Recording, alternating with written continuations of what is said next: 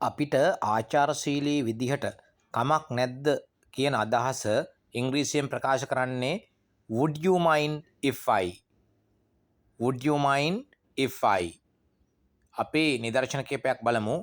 would you mind if I sit there? මම මෙතන වාඩි වුණාට කමක් නැද්ද? would you mind if I borrow your pen for a second? මම ඔබගේ පෑන තප්පරයකට පොඩි මොහොතකට ගත්තට කමක් නැද්ද?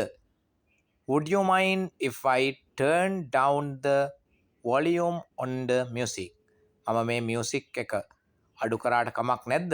ආචාරශීලීව අහනවා. would you mind if I open the window to let come fresh air in? මම ජනේලය ඕපන් කරාට කමක් නැද්ද?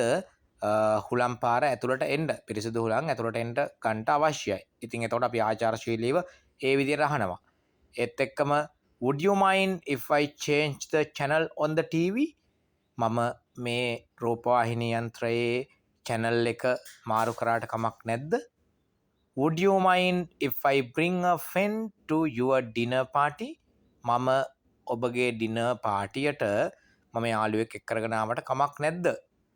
ඒ වගේ ඉතාමත් ආචාරශීලී විදිහට අහන්න පුළුවන් would you mind if I එක verb එක දාලා.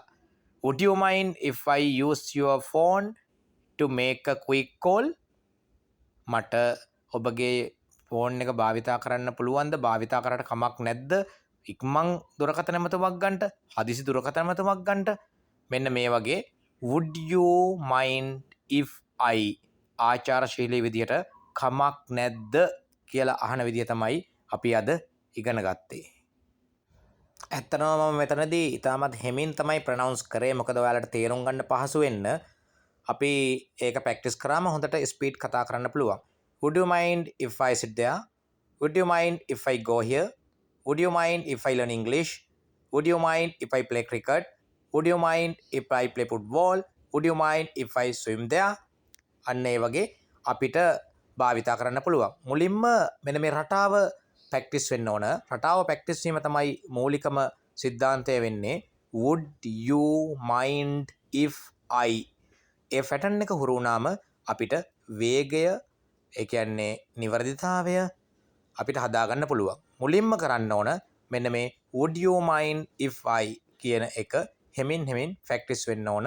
අවසානයේට පුළුවන් අපිට වේගය, නිර්වද්‍යතාවය සහ perfect English speaking level එකට approach කරන්න. එහෙමනම් අපි ඉස්සරළම මෙන්න මේ pattern එක would you mind if I මෙන්න මේ pattern එක හොඳට practice කරගන්න සියලු දෙනාම. Thank you.